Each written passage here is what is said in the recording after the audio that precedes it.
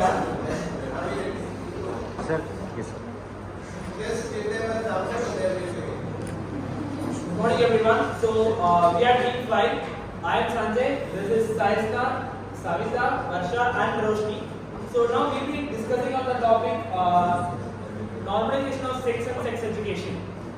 So the first reaction we get when we hear this word in an education institution is I will talk about this now.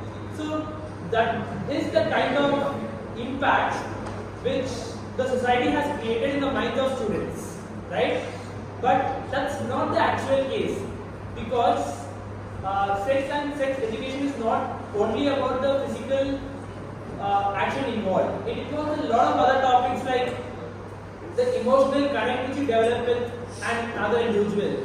So how that affects your relationship with that person. All those things also matter, and all those stuff also come under sex education. But as we said before, the impact which the society has created as of now in the minds of people is that it is all only about the physical thing which you have with another person. But that's not the case. There are a lot of things which are involved in this. For example, if a person undergoes something, he or she should have that knowledge about what can be done about that issue. Only then he or she can come out and speak about what happened.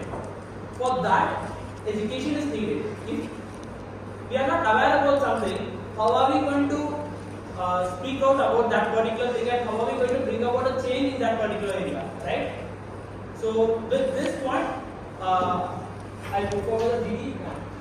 So nowadays the most controversial issue or the subject topic that is being discussed by education experts is that whether to provide sex education for school students or not. Some believe that this is appropriate age to provide it, but while others believe that kids are not matured enough, so they won't take it in a correct sense, or they might take it very simply. So what I feel is that there is no appropriate age for sex education. Now if you see abroad, this topic is discussed at a very young age of 5 itself. So why can't we bring that custom even in India? So firstly, what I would like to say is that the word sex is not dirty, and sex is just like a natural phenomenon, just like any other body functions.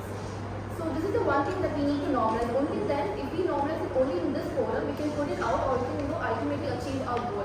The second thing is that sex education should be taught in schools, but it should not be taught only for girls and boys separately. This is a topic that needs to be spoken together in a common forum. Only then the topic will be normalized, and at the same time, each gender will have respect towards each other. Okay, so I strongly believe that sex education should be completely normalized and it should be included in the curriculum. I'm saying this because the main reason is that it will help individuals or any citizens to make right or proper sexual decisions or choices. For example, nowadays there are sexual diseases or infections like STDs, STIs, hepatitis, HIVs. So I think any individuals or any persons who might get engaged in any kind of sexual activities should know that what are the risks associated with such sexual practices, and what are the means to be followed by them in order to avoid such risks, is what I feel. Okay, so what I feel is that the taboo of sex education starts from this grade 8, where we have this chapter called human reproduction system. So either the students feel shy or the teacher tends to skip the chapter itself. I don't know how many of us full-fledgedly has completed the chapter, but I guess most of them would have felt shy, or maybe the teacher would have skipped the whole chapter. So as per this UNICEF data, it said that India has the highest young adults population, that is over 256 million. So out of this, out of every 3 girl child, only 1 knows about the menstruation, and 34% of them are not even aware about sexually transmitted diseases. So also to speak about the pros of this and the steps taken by the government, it is heartening to see that the schemes like Rashtriya Kishore Swasthya Karyakram and Ayushman Bharat is all the schemes promoted by government wherein they are trying to bridge the sex education information in schools, but the outreach of these schemes are not in fully, it is not full-fledged because of the taboo that is surrounding this topic. And to add on to what Varsha told, so according to the recent study published by UNICEF, they have told that only 2.5 billion of entire world population, that is lesser than, that is almost 21% of the youngsters are suffering from HIV/AIDS. So that is lesser than 15 years of age. So the reason is because of lack of information. And almost 235 million population, they have little to 0% knowledge on what sex education is. So when you tell the word sex or when it starts with the word yes, some negative image creates in your mind. That is the taboo. Okay, they're going to teach something different or something weird. So students are not interested. And one more thing is, to be honest, that is a real life example that I'm going to quote. So reproduction and sexual education was chapter 8 during my standard, and before the chapter started, there was a negative curiosity created by the teachers. Okay, we are the next chapter is. So what I felt was, okay, next chapter is something that is something bad. So we don't want to sit in the class, and I started bunking all the classes, to be honest. And I haven't even bunked in a single class during college has. So this created a negative curiosity in minds of the people. And whenever the chapter is taught, teachers don't teach it completely, or they leave some of the topics untaught. So the thing was, if these topics are in India, the general mindset of Indians are, so when you talk about sex education, they feel that they're going to corrupt the minds of the young adolescents and the teenagers. But the thing is, if such topic is left untaught, that is the only way of going to corrupt the minds of the young children and the adolescents.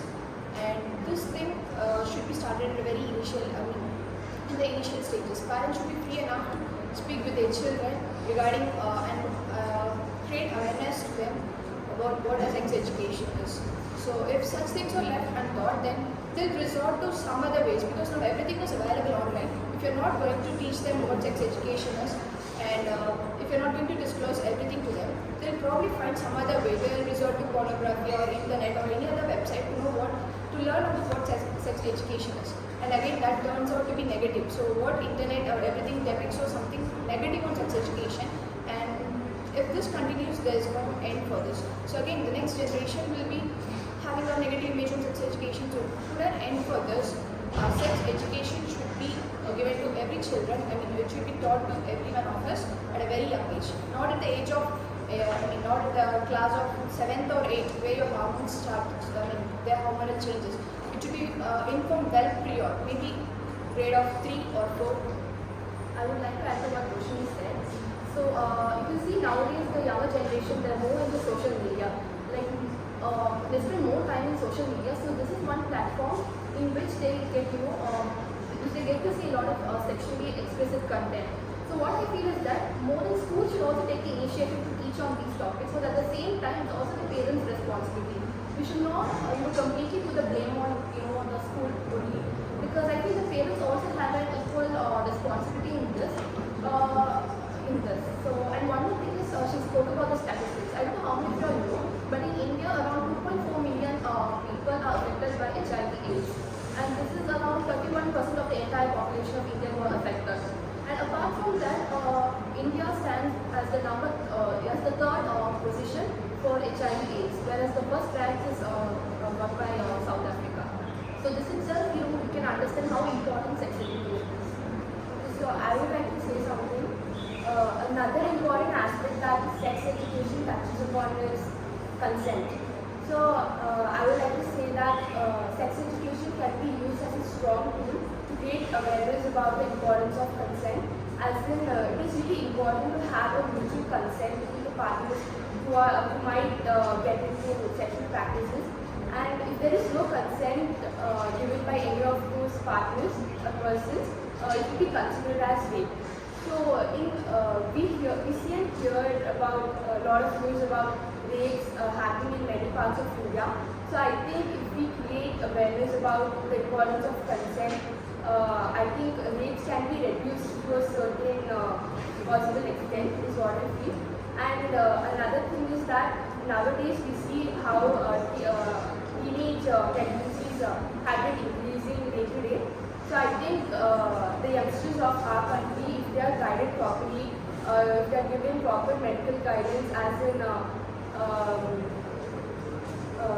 what are the options available, like protections, contraceptives, how they can avoid such situations. So I think these teenage pregnancies will also be reduced. So, like what you are saying, what doesn't change at 5 is not going to change at 2, right?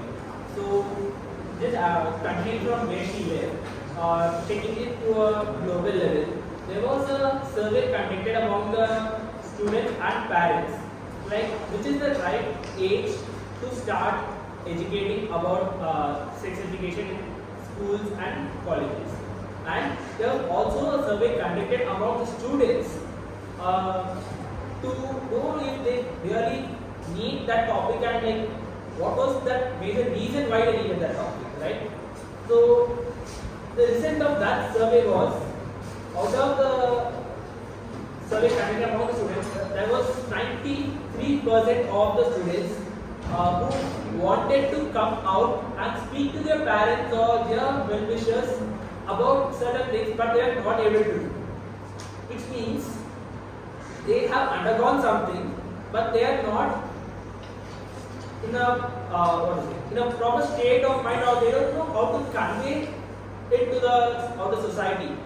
So, with regard to the parents' responses, the parents wanted actually whatever I am talking is with regard to US. Okay, so the parents wanted their children to know about sex education in detail before they attain their adolescence. This is because if they know about it before when they reach the adolescent age, it will be quite easy for the parents to guide them when they are at their home or they undergo something at their residence. But like what she was saying, it's not only about the schools, but it's also about the parents who have to educate. Because nowadays, especially in this technologically driven world, the first, like, not only about sex education, this one thing is in common, like whatever the kids come to know about it, the first platform or the first means through which they come to know is mobile, is through the other electronic devices available at your home. So how do they know how to access it? It's through their parents, right? Like, for example, if there is someone who is in my house who is using a new electronic gadget and I am small, so I grow up by seeing that. So what do I do when I come up to their age? I do the same thing.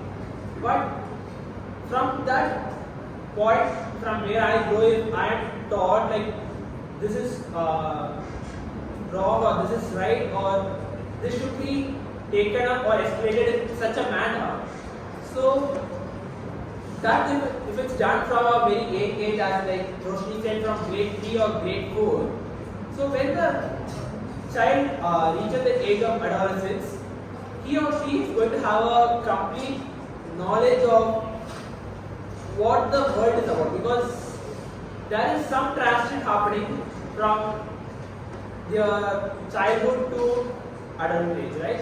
So if that knowledge is taught to them from a very young age in a right manner, in a right spirit, it's going to make the world easy for them. Okay, so what I feel is we have to design innovative conversational tools in order to convince and engage with the traditionalists. So what they think is that if we improvise on sex education, the adults are getting exposed to sex knowledge. I mean, what's there? Sexual knowledge at appropriate ages and with less sexual manner and in a very proper manner is a proper sex education. But in order to convince these traditionalists who see sex and sex education as a taboo topic, for example, if we take our own parents who don't want their sons or daughters to be in a premarital relationships or to get into unplanned pregnancies, but still they feel uncomfortable or they are not creating a safe space for their own children to speak about sex or menstruation or the puberty issues. It's like if a girl is going through menstruation, they just say you have to not step into the temple or you have to not touch this thing, that thing. So that makes a girl to become conscious about the period blood or any health issues concerned to the menstruation. So what I would like to say is sex and sex education can only be normalized if parents at home, teachers at school and organizations like ours are going to contribute a bit in this normalization journey. Another point I would like to add is that if sex is no longer seen as a taboo in society, I think it would help a lot of people.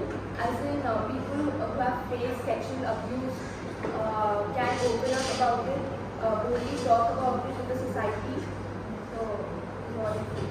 And one more thing, when it comes to imparting sex education to the children, they should not dump too much of information at a particular age, because there is an age for everything. They'll learn step by step. So you should not dump a lot of information and create a negative curiosity, like the previous example I quoted. So this negative curiosity may feel them like reluctant to learn something new about that particular topic. So the thing is, there's an age to learn everything, and you should not dump everything and make the children feel embarrassed or quite weird when the topic is studied. I also feel that sex education should start at a very young age, at 3 itself, because if you see there are a lot of online books which are available. What we think is that sex education is only the physical connect that you have with another partner and an individual. But then sex education is something more than that. There's about consent that we learn. And a lot of books, online books are available for kids, like, which teach them like, what is a good touch, what is a bad touch, what does consent mean. So I feel that, parents should, teach their kids at a very young age, and there are a lot of sources available. So these sources should be made available, should be made available.